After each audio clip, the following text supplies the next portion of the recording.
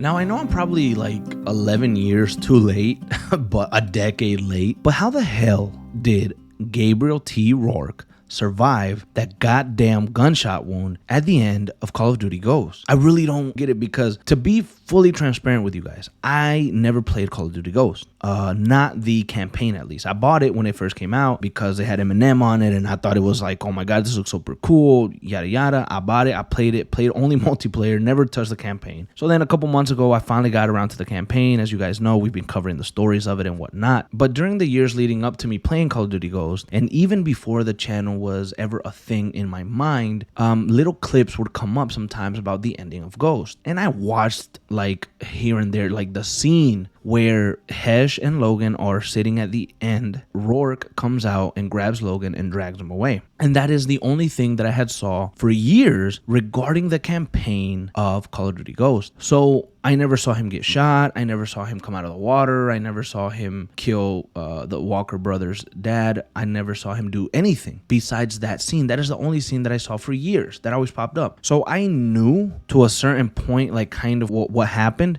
but I never watched their characters. I never looked into their characters, their backgrounds, or anything like that. So when I picked up the game for the first time, that image was kind of in my head, but it was blurred because I hadn't seen it in years. So I'm playing the game and we're going through all these things. And when we finally get to the end and I see that Hesh calls the checkmate and we get hit with this big ass, explosion, I'm like, how the hell did this not kill all three of us, right? Logan, Rorke, and Hesh. How the hell didn't we die? When I see that we survive and we're underwater, and I see this man pick up a big ass gun, and I can't even, I don't have it in front of me, so I can't even remember the name, but it is a big ass, powerful goddamn gun. My boy Logan picks that joint up, points it at Rorke, and shoots him right in the goddamn chest. Maybe a couple inches, maybe an inch, 2 inches below his heart. A big ass bullet wound. I thought that bullet went through Rorke and hit Hesh. I don't think it hit Hesh. I think it hit Rorke, and it Hesh just drops to the ground. And I'm like,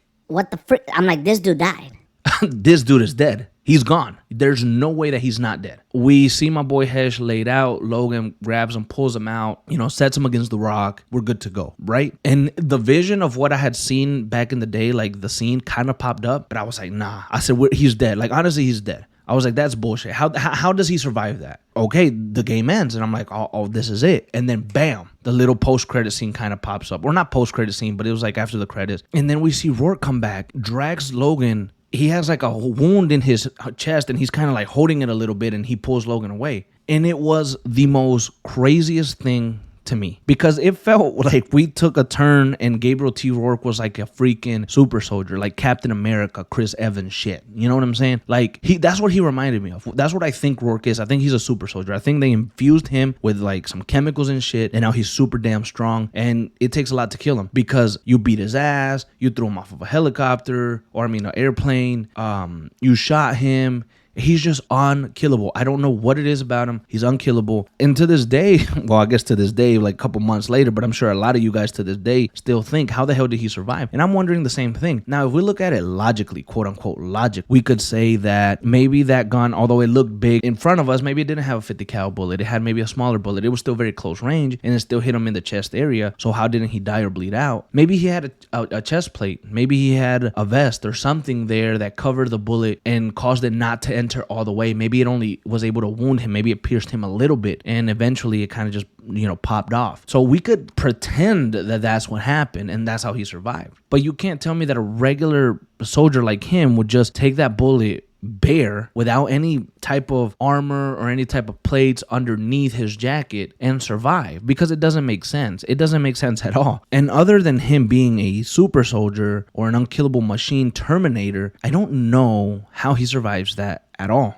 And I think it actually kind of takes away from maybe the story a little bit. I think it might take away a little bit from the story. Wouldn't it have been cool if Call of Duty Ghosts ended and Rorke did die there, and in the following game, quote unquote, because if we were still going to do another game, instead of having Rorke come out, you could have seen where the war led to in maybe say another 2 or 3 years or something like that. Like, is the Federation, are we pushing the Federation back? What kind of retaliation is the Federation doing now that Rorke is dead? Do they have someone else in mind to take over the army? Do they have another general? Like, we could have gone in just many different directions, but the direction of having Rorke be alive and taking Logan and Logan becoming a super freaking soldier like him, well, it's a cool concept, but it kind of takes away from the quote unquote realism when you see this man get shot with that big ass gun right through the goddamn heart almost and still survive, you know? And I don't know how he did it, but it stayed on my mind for a long time, and I thought it was dumb. I was like, really? He survived that? You know, maybe shoot him in the leg, maybe do something else and show us, okay, he survived that. Something more believable. But that just wasn't very believable, right? And I think that a lot of you guys probably thought the same thing. How would I have handled it? I don't know. I think I would have actually killed him, and in the second game, again, I would have probably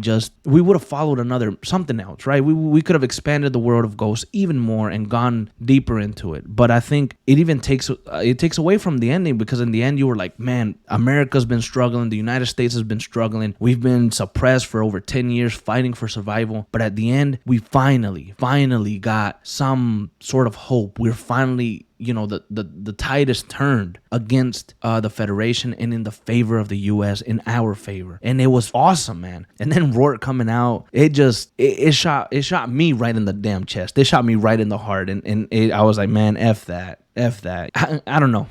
How did he even escape? Did he have a car? Did he get in a helicopter? Where did he go that the Ghost and us couldn't chase him right then and there and get his ass and bring Logan back, you know? How did he get away so quickly with that big ass wound? How didn't he die? How didn't he bleed out? If you came here, I guess, expecting an answer on how he survived, I don't know. But my question still is, how the hell did he survive? You guys let me know down in the comments below, because I have no clue. 11 years later, I still don't know.